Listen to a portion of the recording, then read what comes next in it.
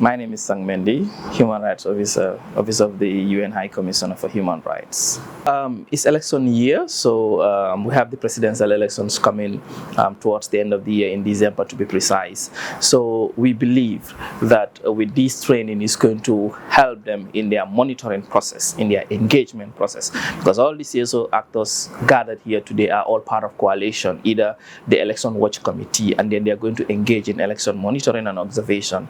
So the skill gathered today is going to help them in their monitoring process, also to include the SSR process part of their monitoring, because SSR broadly doesn't only deal with security institutions but also human beings. And then the idea is to move from that state-centered security approach to a more people-centered. How do people interact with security officers? How do people also build that security around them and all those stuff? So we believe after the 3 days they will build their capacity, that will help them in the monitoring process and also engagement with the community, with their sensitization process that they will be having across the country. So they will actually, it's going to enlighten them and also, give them more understanding of how they need to engage and how also do they need to report some of these issues happening around the broader security sector framework in the Gambia. My name is Mfamara Jaune. Here I serve as the chair of the Civil Society Coalition on Security Sector Reform. I took the opportunity earlier this morning to welcome the participants from different civil society organizations who are members of our coalition to this very important training, but I also used the opportunity to encourage them to take the training seriously.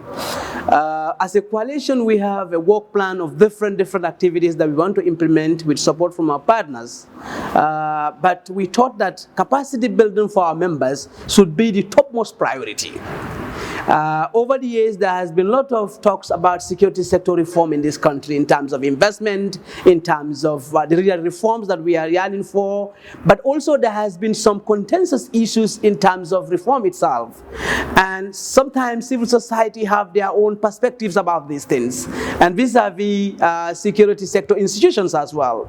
So we thought it's important that we have this training for our members, so that they can have a better understanding of the SSR process in this country, but also the challenges and the achievements so far registered and the way forward.